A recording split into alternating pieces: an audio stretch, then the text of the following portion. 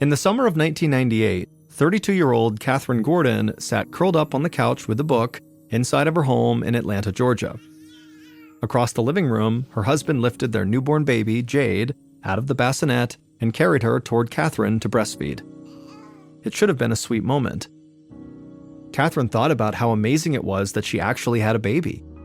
It wasn't that long ago that she was a self-described party girl who thought more about the next bikini contest she could enter than about having a child of her own.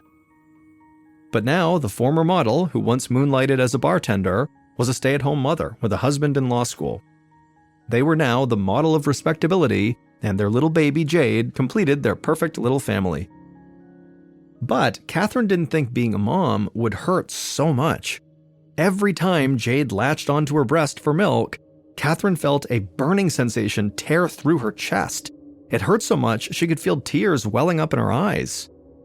Her husband, John, had tried to reassure her that a lot of new moms experienced difficulties with breastfeeding, and Catherine wanted to believe him. Maybe she was still learning how to do it right. Catherine cupped her hand around the soft, warm fuzz of Jade's head and guided her from John's hands to her breast. The baby tilted her face up to stare at her mother as she began to nurse. Catherine started to smile at Jade's big round eyes, but then she noticed her baby's lips. They were bright red, covered in blood. A bolt of fear shot through Catherine, and she pulled Jade off her breast to get a closer look. It didn't look like the blood was coming from Jade's mouth. Instead, it seemed to be coming from Catherine's milk ducts. She was relieved the baby was okay, but what in the world was going on with her? She called for John and jumped up from the couch to hand him their baby. Then she called her doctor and said she needed an appointment right away. The nurse said she could squeeze her in the next day.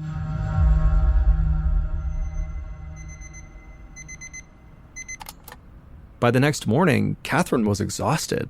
She'd barely slept the night before, between waking up for the baby and also worrying about what was happening with her breasts. If it wasn't for the pain in her chest, she might have fallen asleep right there. But her doctor, the same OBGYN who had delivered Jade a month earlier, could not have been kinder. She asked Catherine questions about her pain and carefully examined her breast to pinpoint where the pain was coming from. She also had Catherine produce some milk for analysis in the lab. Then she smiled and explained that Catherine had mastitis, a bacterial infection that targets breast tissue, causing it to swell. The swelling put pressure on Catherine's milk ducts, which led to the pain Catherine felt when she fed Jade. It also led to the bleeding. Mastitis is a very common illness that affects many new mothers, and it's easy to fix with antibiotics. The doctor promised that once Catherine finished taking the medication for 10 days, she'd be back to normal. Catherine exhaled in relief, but something was still bothering her that she needed to share. She told the doctor that 10 years ago, she had gotten breast implants while she was working as a swimwear model in Virginia Beach, Virginia. At the time, Catherine had been excited to get them. They gave her such a full figure that she won beauty contests all over the region. But now, Catherine wondered if the procedure could have caused any problems with breastfeeding her baby. The doctor promised Catherine the infection had nothing to do with the implants. This seemed like a totally ordinary case of mastitis, and she was sure Catherine would feel better after taking the antibiotics. Catherine thanked the doctor and headed home to tell John, hopeful that she would soon feel better.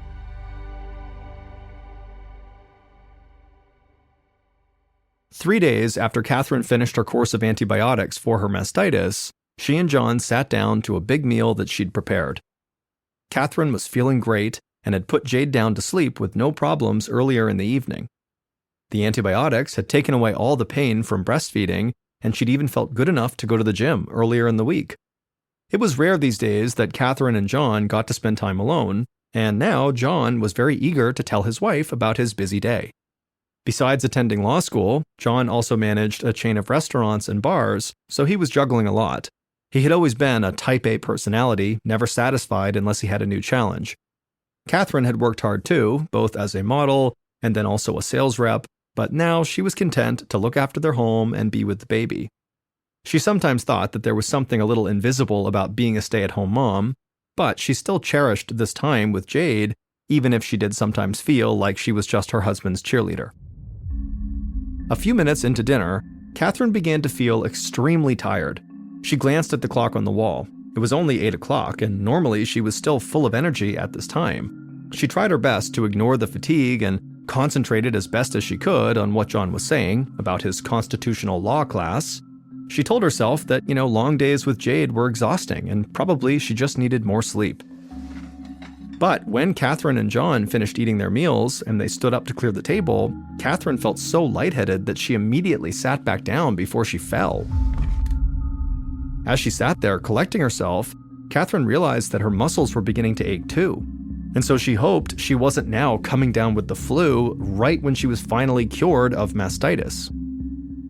John rushed over to her and asked her what was wrong. Catherine didn't want to alarm him, so she smiled and said she was just tired. He squeezed her hand and told her he would clean up. She should just go to bed and get some rest. Catherine nodded and slowly got up and walked to the bedroom, hoping she'd feel back to normal in the morning. A month later, Catherine limped back into the waiting room of her OBGYN's office. She had tried for weeks to get better on her own, hoping that her healthy eating habits and drinking lots of fresh juice would speed up her recovery, but no matter what she did, it didn't help. She just kept getting worse. These days, her fatigue and aching muscles were making it so hard to get out of bed in the morning, and recently her joints had started to feel hot and tender. Catherine now relied on a group of friends to help her care for the baby all day and make meals, while John started handling more of the house cleaning and Jade's nightly feedings. Catherine felt so guilty. She knew that her mysterious symptoms were making John's life way harder and kind of testing his patience. John was trying to be a good husband and help out around the house, but Catherine found it impossible to keep from criticizing him when he left a dirty dish in the sink or a paper out of place. Catherine couldn't help that she was a perfectionist, and she knew it totally grated on him when she asked so much of him while saying that she was just too tired and achy to keep the house organized herself. Catherine knew something was wrong, and it probably was not mastitis. She was hoping the doctor could help her figure out what was really wrong so she could start feeling like herself again. As Catherine sat on the examining table in her hospital gown, the doctor flipped through the pages of her medical chart and told her what she saw. Catherine's vital signs were normal. Her blood work was normal. She didn't have a major disease like cancer or heart disease, and she didn't have a minor one like mastitis either. In fact, as far as the doctor could see, there was nothing physically wrong with Catherine at all. Then she asked Catherine how she was feeling mentally and if everything was all right at home. Catherine admitted that things were a bit tense these days between her and John, and she explained that her fatigue was making it really hard to take care of her baby. The doctor's expression grew serious, and she sat down next to Catherine. She suspected that her fatigue was due to postpartum depression, a condition that often afflicts new mothers and can be treated with counseling or antidepressants. Catherine was stunned. She did not feel depressed. If she was struggling emotionally, it was only because of her physical discomfort, not the other way around. She told the doctor that when she looked down at Jade and saw her baby smile, she knew that Jade was the best thing in her life. She just needed to get back in good physical shape so she could be the mother she always wanted to be.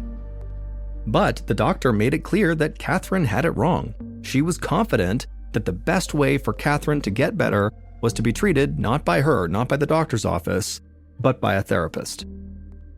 Catherine always considered herself the kind of person who speaks up for herself. If someone didn't take her seriously, it made her angry, and she often said so. But this time, as a tired new mom in a hospital gown that didn't quite cover her back, Catherine just fell silent. She thanked the doctor for her concern and then just got up and left.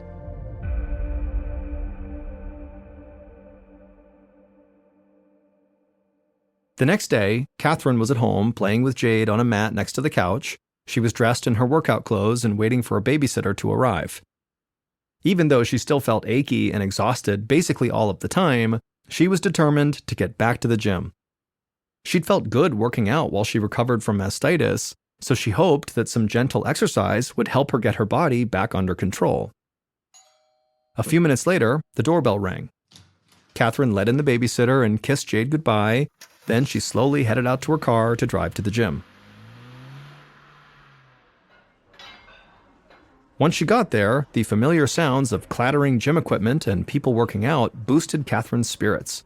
She felt a surge of energy just watching everyone else lift weights and pedal stationary bikes. Catherine took some deep breaths and carefully stepped onto a treadmill. She set the machine to a moderate walking pace and started out slowly, savoring the feeling of movement after weeks of basically being inactive. She told herself it was mind over matter, but after a few minutes, she felt a tingling sensation in her legs and a shooting pain running down her left arm. Catherine kept walking and tried to ignore the pain, but it was no use. Her body was screaming at her to stop. So eventually she pushed the stop button on the treadmill and headed to a bench. She sat down and began massaging her muscles, but that didn't help.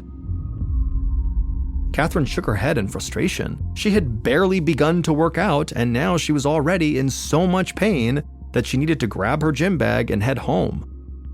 But when she stood up to leave, she felt yet another strange sensation, an intense itching, and it was coming from inside of her chest. Because Catherine could not literally itch the inside of her chest, she reflexively just began tapping on the middle of her chest with her hand, but the itching feeling didn't go away. And so Catherine tapped harder, and then finally she made a fist and just started banging on her chest. But she still felt this unbearable tingling sensation rising up under her skin. Other people now were staring at her as she pounded away madly at her chest.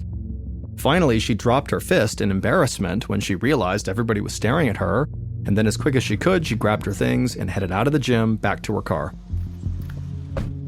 Catherine felt helpless. Her whole body seemed to just be falling apart. She knew she needed more help. Maybe a different doctor would have a better diagnosis than her OBGYN, who seemed convinced that it was all in Catherine's head. As soon as Catherine got back home, she made an appointment with her primary care doctor. A few days later, Catherine sat on yet another examination table, this one in her primary care doctor's office. She described her original fatigue and muscle aches and bleeding nipples, but she made it clear her condition was really getting worse and worse. Now she was suffering from weakness and tingling in her limbs, and this weird constant itching inside of her chest. And Catherine was happy to see that her doctor was taking detailed notes as she spoke, and he had a focused, interested expression on his face. When she was finally done speaking, her doctor tapped his pen on his clipboard for a moment, and then he gave her a serious look. He told her he thought she had something called fibromyalgia, which is a disorder that causes pain and tenderness throughout the body and often results in fatigue. Scientists don't fully understand what causes it, he admitted, and there are no real tests for it either. Doctors tend to diagnose patients with the condition when they can't find another explanation for widespread chronic body aches. And although Catherine's doctor didn't actually say this to her, it is the case that doctors will sometimes default to this vague diagnosis, fibromyalgia, when they basically think it could actually all be in the patient's head, just like Catherine's OBGYN had suggested. Catherine's primary care doctor told Catherine that there's no cure for fibromyalgia. He said the best he could do was prescribe her a painkiller called OxyContin to help manage the symptoms. And so Catherine was relieved to finally hear that something was physically wrong with her, even though it was frightening to hear that there was no cure. But still, it didn't seem like all of her symptoms could be explained away by this fibromyalgia.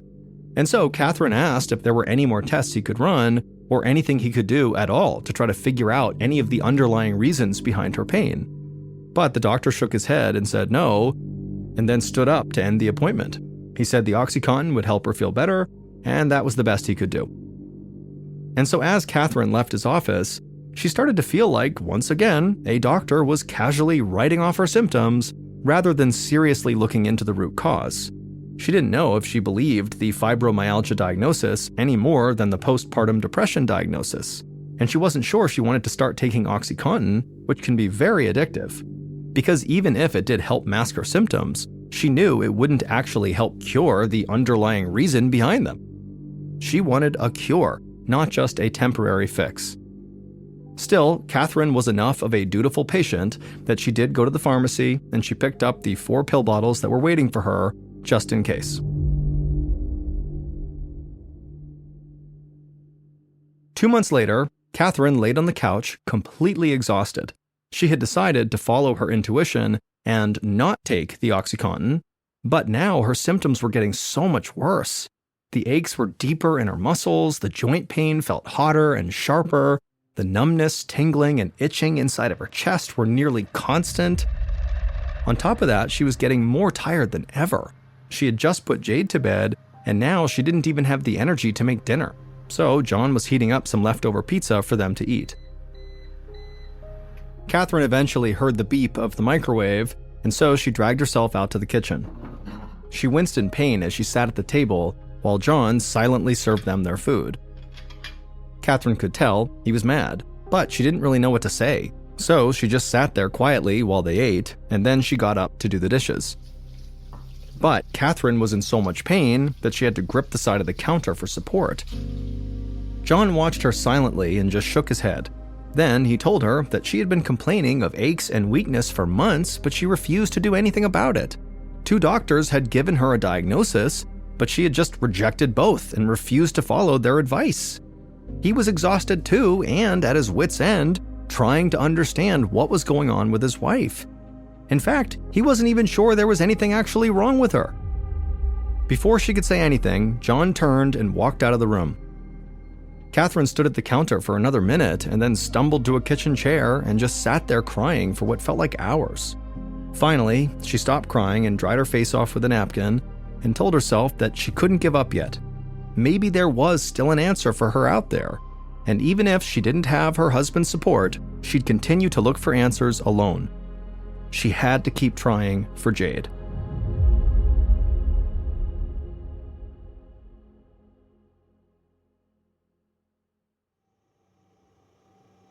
A few months later, in the spring of 1999, Catherine finally got an appointment with a rheumatologist who was an expert both on fibromyalgia and arthritis.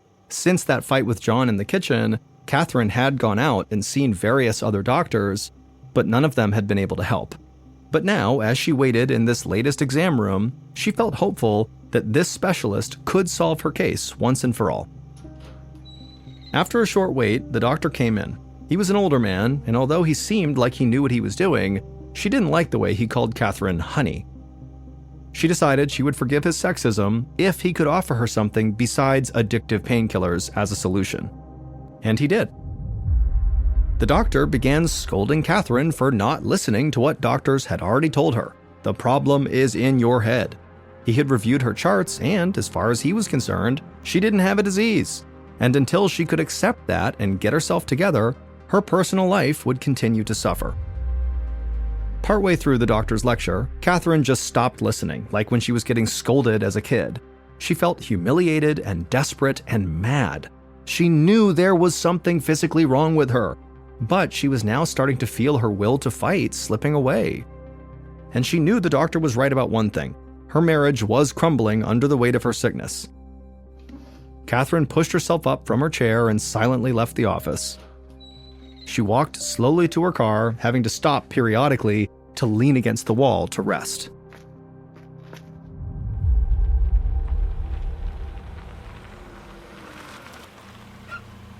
When Catherine got home, she paid the babysitter and put Jade in the playpen in the living room.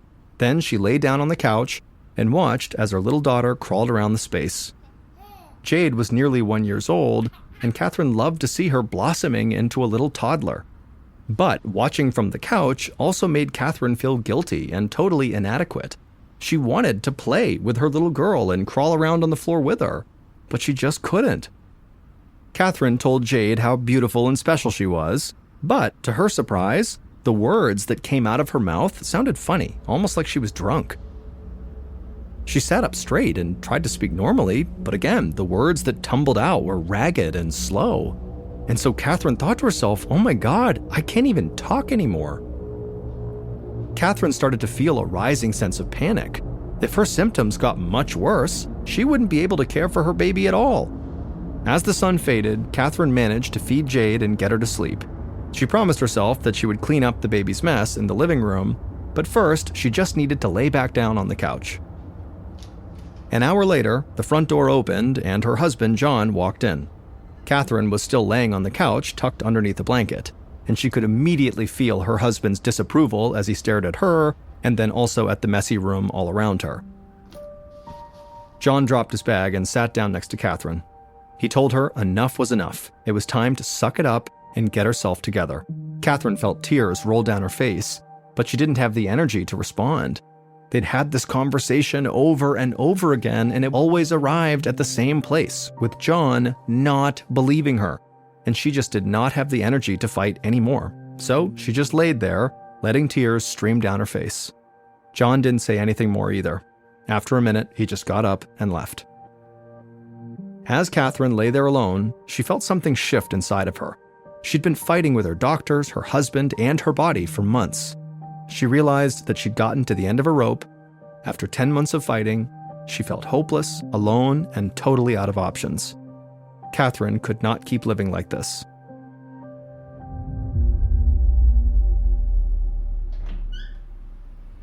That night, Catherine dragged herself into the bathroom and opened the medicine cabinet to get her toothbrush. Her 4 unopened bottles of OxyContin were standing on the glass shelf. She realized the pills would be more than enough to end her life. Catherine closed the cabinet, hobbled over to the bed, and crawled under the covers. As she tossed and turned, she kept thinking about those bottles of OxyContin. She looked over at John, who was sound asleep. She didn't want to leave him and Jade alone, but she just couldn't bear the pain anymore. She was done. Tonight, she would sleep beside her husband for the last time. The next day, she'd make sure Jade was with someone, and while John was at law school, she would overdose on her pills. Catherine closed her eyes, satisfied that she finally had a plan. Then she fell into a deep sleep. But as she slept, Catherine had a strange dream. A jumble of images flickered through her mind, like some broken film reel. She couldn't make sense of what they meant, and then she heard a voice. It was deep and powerful and cut through all the chaos of her dream. The voice told her that there was something poisonous growing inside of her that needed to come out. Catherine bolted upright, her heart pounding in her chest. The dream felt so real that suddenly she felt like she could taste poison in her mouth. Catherine suddenly knew that she had just gotten a message that could save her life. The next day, Catherine sat in the waiting room of yet another doctor's office. This time, she was meeting with a surgeon named Susan Kolb. The voice in Catherine's dream had told her that whatever this poison was in her body, it needed to come out, like be surgically removed. And Catherine was almost positive she knew what it was. Now she just needed to convince a surgeon to actually perform the surgery. Catherine described her symptoms to the surgeon for what felt like the millionth time. When she mentioned the shooting pain in her arm, Dr. Kolb stopped her. She said she'd seen those symptoms before, and they weren't caused by postpartum depression or fibromyalgia. Dr. Kolb was pretty sure she knew what was making Catherine sick. It was exactly what the voice in Catherine's dream had said it was. But there was no way to know for sure without actually doing surgery. She needed to visually confirm her diagnosis, and no amount of imaging from MRI or CT scans would be enough. She would have to cut Catherine open in the hope that she was right, exposing her to all the risks of surgery from bleeding to infection to organ damage. Catherine felt a surge of fear and also hope. The prospect of undergoing serious surgery was terrifying, but far less so than the prospect of continuing to get weaker and sicker. So she took a deep breath and told Dr. Kolb to please schedule her for the soonest available time slot.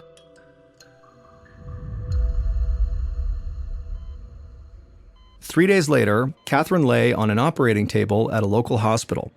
Dr. Kolb stood at her side and asked if she had any last questions or doubts before they began the procedure.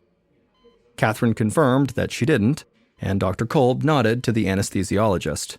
They stepped forward and put some drugs into Catherine's IV. Dr. Kolb waited until Catherine was in a deep sleep before reaching for her scalpel. Then she made a quick incision in Catherine's skin, revealing the fatty tissue beneath. With precise and careful strokes, she continued to cut deeper and deeper. She kept going until her knife was underneath Catherine's pectoralis major muscle, the largest muscle in the chest. There, Dr. Kolb saw what she was looking for: the round implants from Catherine's breast augmentation surgery 11 years earlier. The implants were in the right position, and they didn't appear to have any holes, which was a common problem with implants. But these were not the issues Dr. Kolb was looking for. She reached down and loosened one of the implants and then pulled it out, and immediately Dr. Kolb was shocked at what she saw. The problem was so obvious, the doctor knew right away she would not need to run any additional tests to confirm her diagnosis. The implant was supposed to be full of clear saline liquid that normally keeps it round and firm, but instead, the liquid inside of Catherine's implant was pitch black and full of tiny floating particles. Dr. Kolb quickly switched to the other side of Catherine's chest and removed the second implant, and it too was also black and full of particles.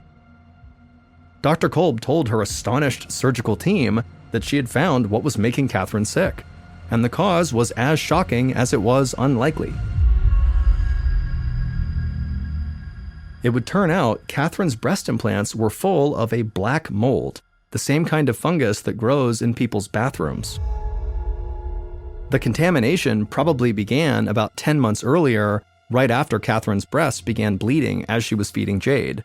She really did have mastitis then, but the antibiotics that her doctor had given her to treat it had caused a brand new problem.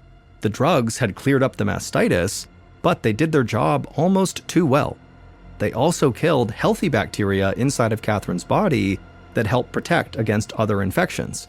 And so as a result, Catherine soon developed this fungal infection that sneaked into her breast implants through a loose valve or seal.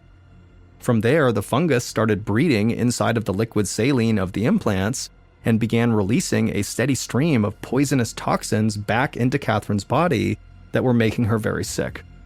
If Catherine had ignored the warning signs from her body and her powerful dream, the implants could have easily eventually burst and killed her.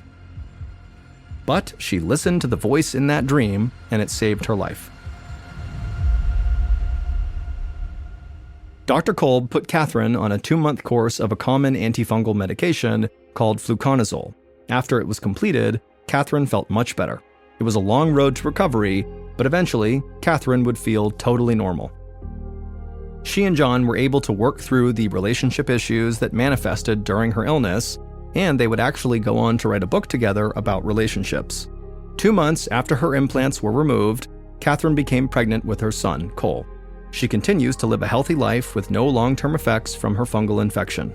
The FDA now requires that breast implant manufacturers include prominent boxed warnings and updated recommendations designed to detect leaks in the implants.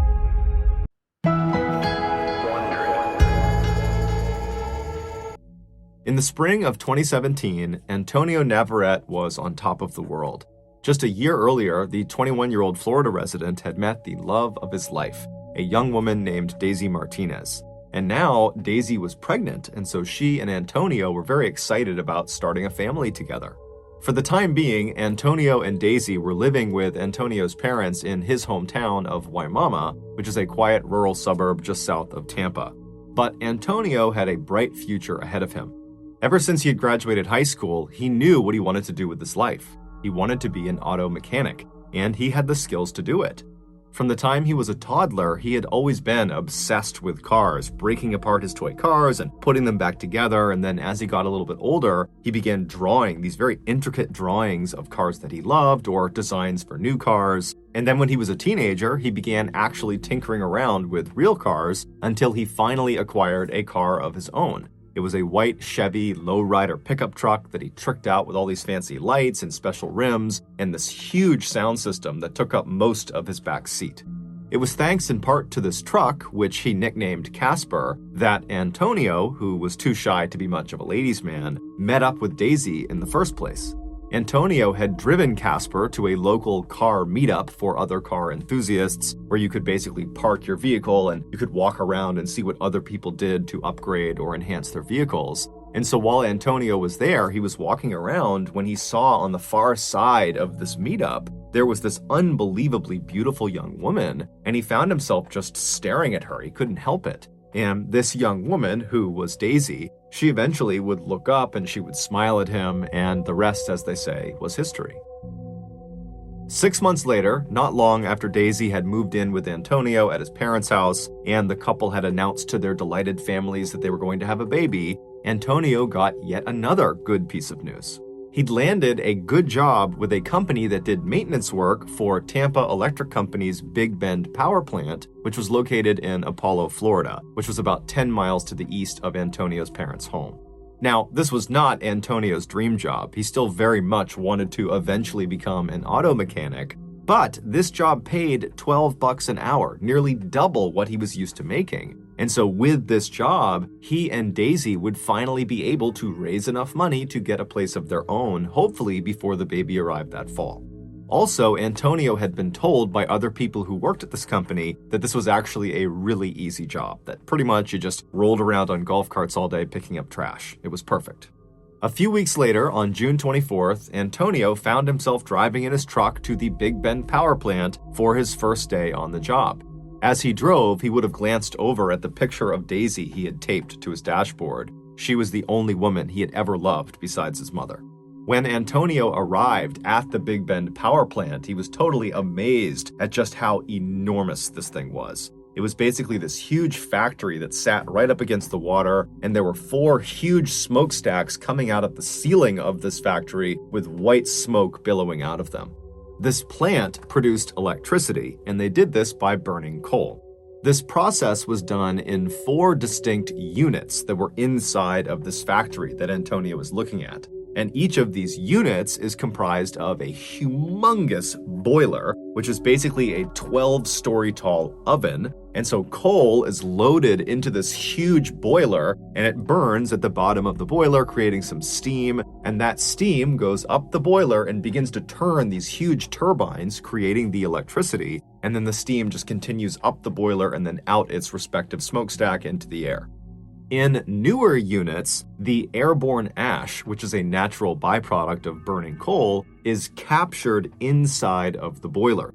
But at Big Bend, 3 of their 4 units were built in the 1970s, so they were older models, and they did not capture the airborne ash inside the boilers. Instead, the ash would get heated up so much that it would melt and turn into a substance called slag, which basically is molten lava, like the stuff that comes out of volcanoes. That's what slag is. And so as this slag kind of builds up inside of the boiler, it would go through this man-sized hole at the very bottom of the boiler. And right below that hole is this 30-foot tall water tank called a cooling tank. And this red-hot slag, it basically dumps down into that water, which cools it off, turning it into these kind of glassy rocks. And then they settle at the bottom of this 30-foot cooling tank, and at the bottom of the cooling tank is this grinding mechanism that pulls these hardened, cooled off little boulders of slag into it, and it crushes them up and spits them out on the other side as little tiny bits of slag chips. And then these chips get sold for use in everything from sandpaper to roofing shingles. So after Antonio had spent several minutes just admiring this gargantuan building he would be working in, he gathered up his things, he hopped out of his truck, and he headed toward the front doors. That day, and the next couple of days, were very uneventful for Antonio. He basically just sat in a break room and watched videos about safety and training, and then when he wasn't doing that, he was out trying to navigate around the inside of this huge factory, which was basically this huge maze, and he found very quickly that it was a very hazardous place to work, as there were huge trucks moving around inside of it, it was super loud, and there was just heavy machinery operating constantly all around you. But after several days of just kind of walking around and asking people what things were, Antonio felt like he had a pretty good handle on the layout and also on what his job would entail. On Thursday, June 29th, so just 4 days into doing this new job, Antonio woke up in his parents' house in a really good mood because the next day, that Friday, Daisy was going in for an ultrasound and they were going to find out whether their baby was a boy or a girl, and he was very excited about this. And so Antonio came downstairs, he grabbed a quick bite to eat, and then he kissed Daisy on the cheek, and he headed outside into his truck and began the commute to work. A few hours later, Antonio's mother was in the grocery store when she pulled her phone out of her purse, and she noticed Antonio had called her and she missed it, but he had left a voicemail. And so she played the voicemail and then put the phone to her ear. and what she heard was quite possibly the most traumatic thing a mother could ever hear from their child. After leaving the house that morning, Antonio drove all the way to work, no problem. He parked in the lot, he went inside the building, and initially the day was like any other day. He just kind of drove around the facility and picked up trash, and that was it. But just a couple of hours into his shift, two fairly significant issues arose simultaneously inside of Unit 2. In the boiler, the slag that was building up had somehow created a sort of plug over that man-sized hole where the slag was supposed to dump into the water chamber. And so as more and more slag was being created as the ash melted, it wasn't draining into that chamber, and so all of this slag was just building up on top of itself inside of the boiler. And then in the water chamber, completely unconnected from the issue in the boiler, the slag that had fallen into the water chamber, that had cooled and settled at the bottom, it had landed in such a way that it actually blocked the grinding mechanism. And so none of the cooled slag boulders and rocks were being ground up and expelled out the other side. And so they needed to fix these two issues quickly, otherwise Unit 2 would become basically ineffective. Now, the safe way to fix these two blockages would be to start by turning off Unit 2's boiler. And then once it was off, you could drop dynamite into the boiler itself and break up the blockage over the man-sized hole, and you could send a team into the water chamber after you drained it to chip away and move the blockage over the grinding mechanism.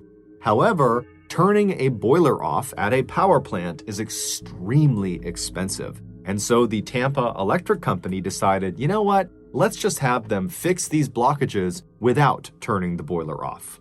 And so at 4 in the afternoon, a senior plant manager rounded up 5 other employees, which included Antonio, to come with him and do these repairs inside of Unit 2. And so the plan was to empty all the water from the cooling chamber of Unit 2, and then once it was empty, they would open something called the doghouse door, which is on the outside of the cooling chamber towards the bottom. They would open that up, giving them a line of sight into the bottom of this cooling chamber where that grinding mechanism was, where all those slag rocks had kind of come to a stop on top of it, and they would fire water cannons into the bottom of this cooling chamber to attempt to dislodge these slag rocks off of the grinding mechanism. And then after they cleared that blockage, they would shut the doghouse door and they would somehow deal with the blockage inside of the boiler.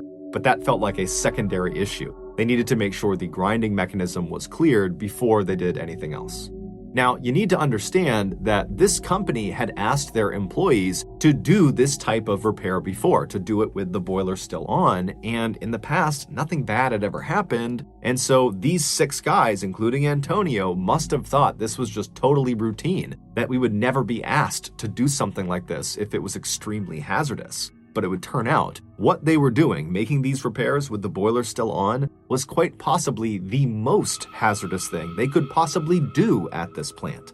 But either way, the 6-man team made their way over to Unit 2, and they began taking up positions with their water cannons right in front of the doghouse door.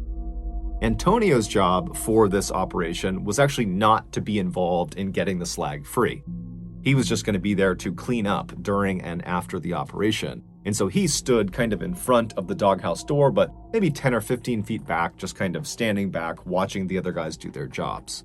Now, you need to understand the scale of the machinery in front of Antonio and these other men. You have the water chamber, which is 30 feet tall, and then above the water chamber is the 12-story tall boiler that is still on. So there's coal actively burning inside of it. There's red hot slag, so like lava, just kind of tumbling around inside of it. And the steam inside of this boiler is well over 1,000 degrees Fahrenheit. And so they are dwarfed by this totally dangerous piece of machinery.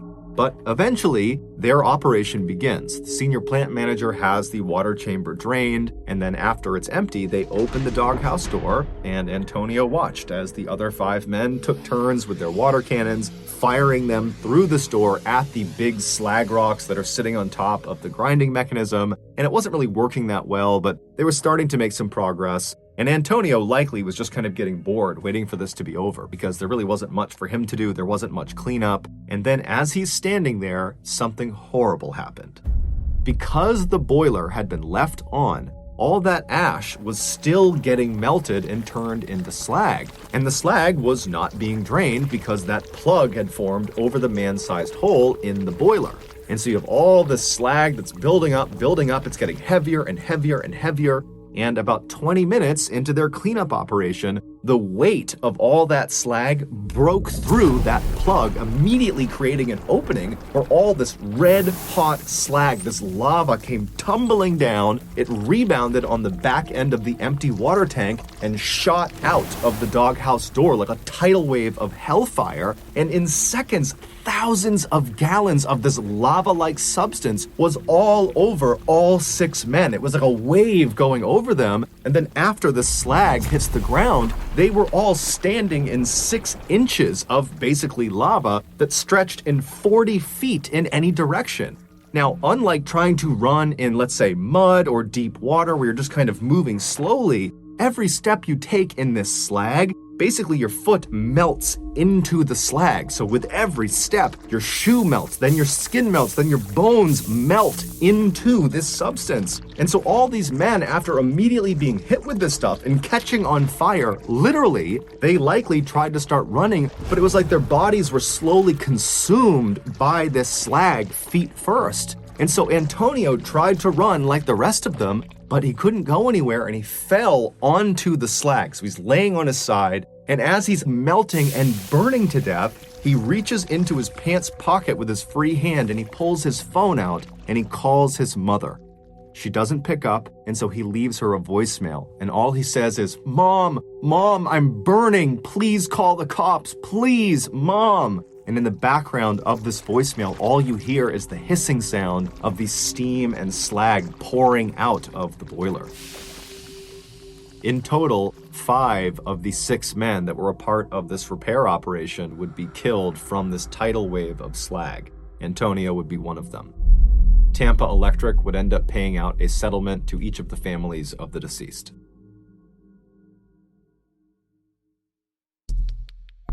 The next and final story of today's episode is called The Ninth Compartment.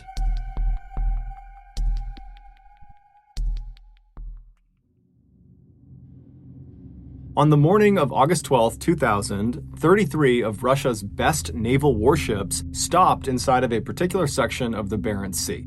The Barents Sea is this 800-mile stretch of freezing water up in the Arctic Circle just northwest of Russia, and these 33 ships were in this stretch of water for this huge military training exercise. Basically, they were going to run through some war game scenarios, where, for example, one ship would pretend to be an enemy combatant, and the other ships would work on locking onto that ship and firing at them. But of course, they wouldn't use real missiles or torpedoes, they would use duds that didn't actually explode.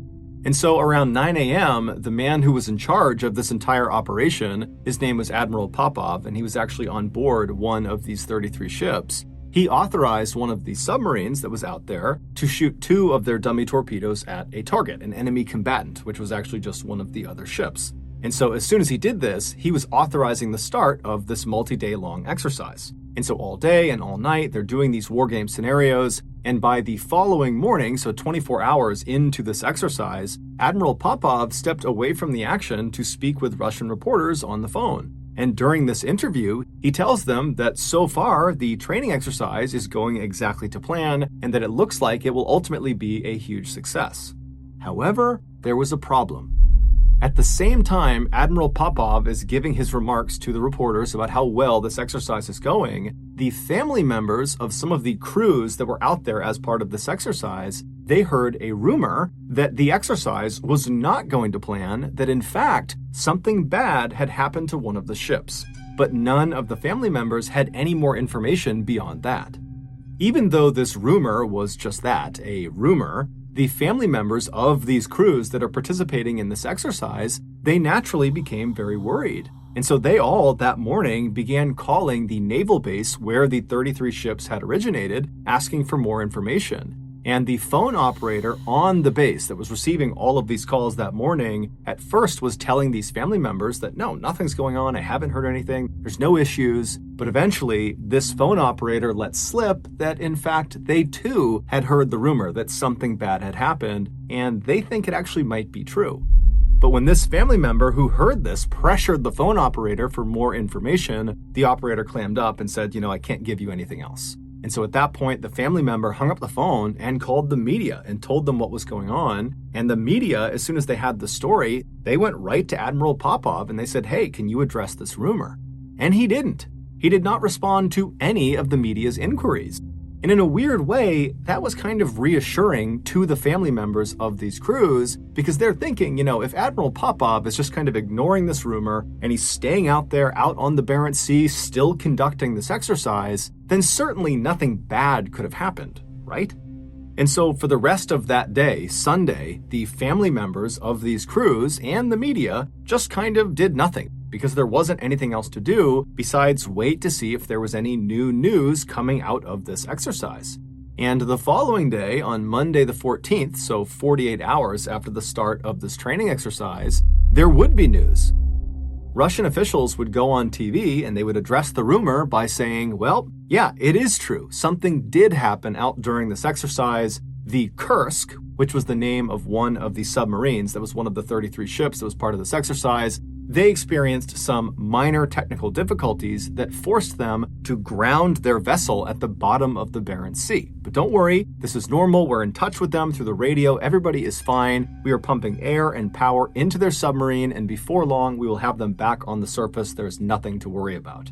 Now, naturally, the family members of the Kursk crew specifically, they panicked when they heard this, because even though the government is acting totally confident that everything is fine, they did not feel confident that everything was fine. Their family members are trapped on the bottom of the ocean. But at the same time, they remembered the Kursk, the actual submarine, was a very special and very safe submarine. The Kursk was quite literally Russia's best ship.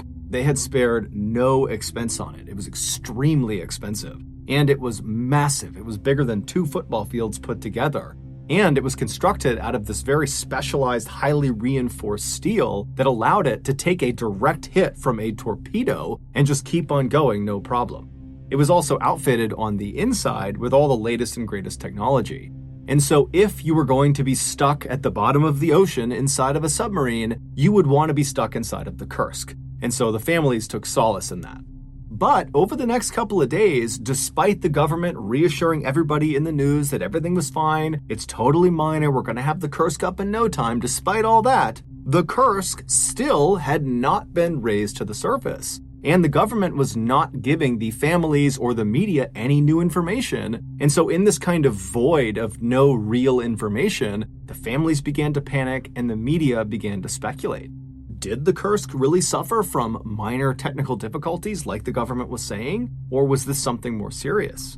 This question would be answered on August 21st, so 9 days after this training exercise had begun, when a Norwegian dive team, they were out there to assist in the recovery effort, they were able to dive down to the Kursk, and they actually got inside of the submarine through an escape hatch. An escape hatch is like this watertight closet that kind of sits on the outside of the submarine, and it allows people to go in and out of the submarine without flooding it. And once these Norwegian divers got inside of the Kursk and had a look around, they were totally shocked at what they saw. While the exact details of what happened inside the Kursk are still debated today, and probably will be for some time, there is one aspect of the story that is more or less universally accepted. And that is what happened inside of compartment number 9. The Kursk was divided into 9 watertight segments called compartments. Number 1 was at the front of the submarine, and then it went 2, 3, 4, all the way down to 9 in the very back of the submarine. And the reason we know what happened inside of compartment number 9 is because a 27-year-old Kursk crew member, Dmitry Kolesnikov, told us. Dmitry was born into a family of submariners. His father was a submariner, and his father's father was a submariner, and Dmitry idolized them, and so growing up, that was all he ever wanted to be. And in the late 1990s, his dream would become a reality when he commissioned as a naval officer in the Russian Navy and was given orders to serve on board the Kursk. 4 months before this training exercise out in the Barents Sea, Dmitry met and very quickly married a high school teacher named Olga, and right after their wedding, one of the first things he did is he brought her on board the Kursk for a tour. And Olga brought along a video camera and filmed her tour through the ship. And on this video, Dmitry is all smiles. He is so happy to be leading her around the ship and introducing her to people and showing her all the cramped spaces on board the submarine. It's really obvious that Dmitry was so proud of his job. Not only of his job, but also just so proud to be sharing this part of his life with his wife. Fast forward to August 12, 2000, and Dmitry, along with 117 other crew members on board the Kursk, had just arrived at their designated section in the Barents Sea for this training exercise. And at 11:27 a.m., the captain of the Kursk came over the radio and he told Admiral Popov, who was not on the Kursk, he was on a separate ship, he told the admiral that the Kursk was about to fire their 2 dummy torpedoes. After this call was made, the men in the first compartment of the Kursk, so at the very front of the Kursk, this is where all the torpedoes, both fake and real, are stored, they began loading these 2 dummy torpedoes. Meanwhile, Dmitry was all the way back in the 7th compartment, the engine room. That was where he was stationed. He was actually in charge of everybody who worked in the 7th compartment. And so as these 2 dummy torpedoes are being loaded, Dmitry and his men, there weren't that many of them, they were twisting dials and pulling levers, when all of a sudden there's this really loud crashing sound, and then the ship shudders and then jolts hard to one side, as if someone had grabbed the front of the submarine and just forced it to one direction. What Dmitry and the men in the 7th compartment could not have possibly known was that one of the real torpedoes in the 1st compartment had malfunctioned and it exploded.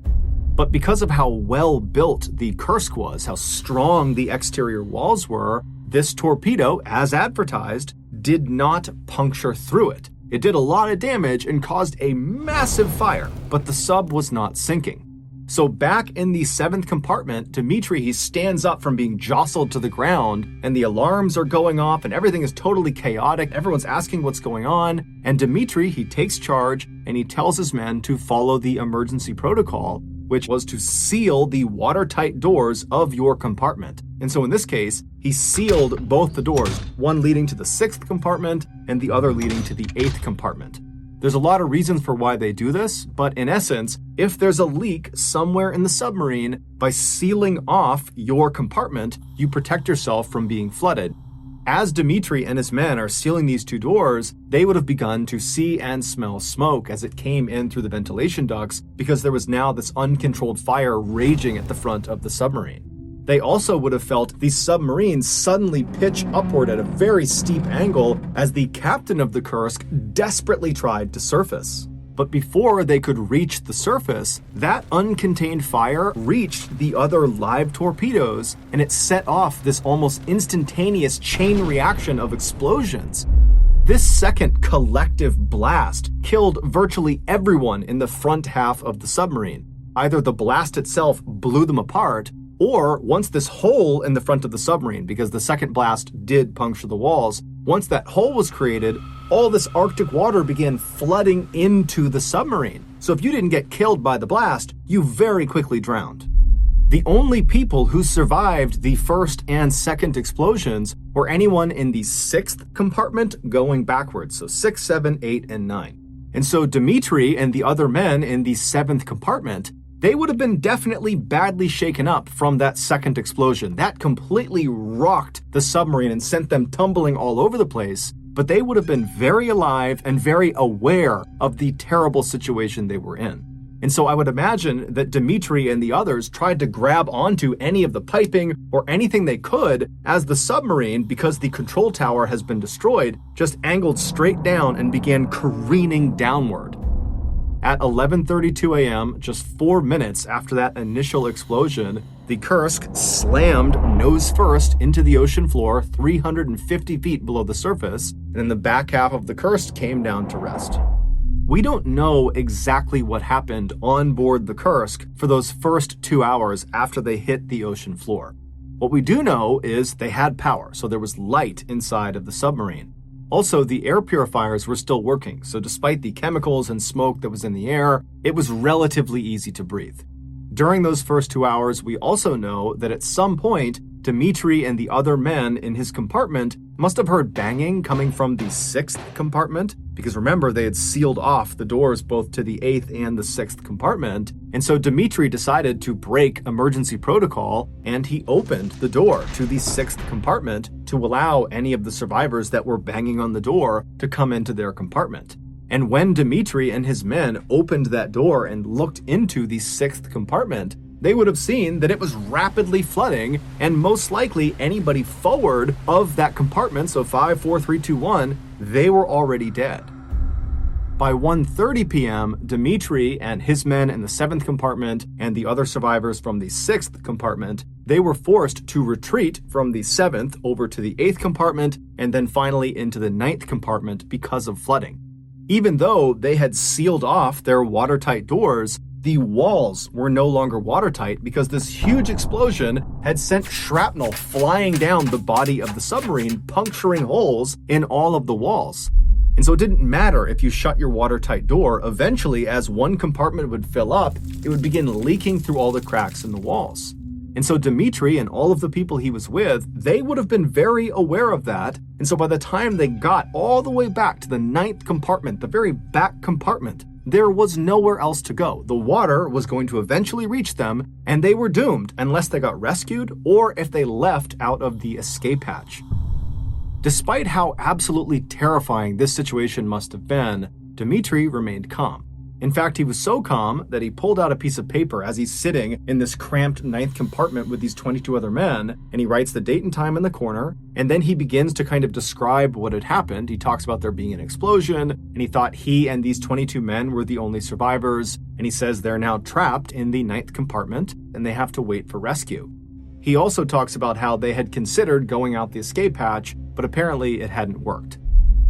After Dmitri wrote this very neat, very legible, very organized note, he folded it up and put it in his pocket, and then for the next hour and a half, he sat inside of the 9th compartment with the 22 others, and the power went out, which thrust them into absolute pitch darkness. I mean, completely black inside of there, and the temperatures, because the power was out, suddenly began to plummet, and then the worst part was the water began seeping through the walls.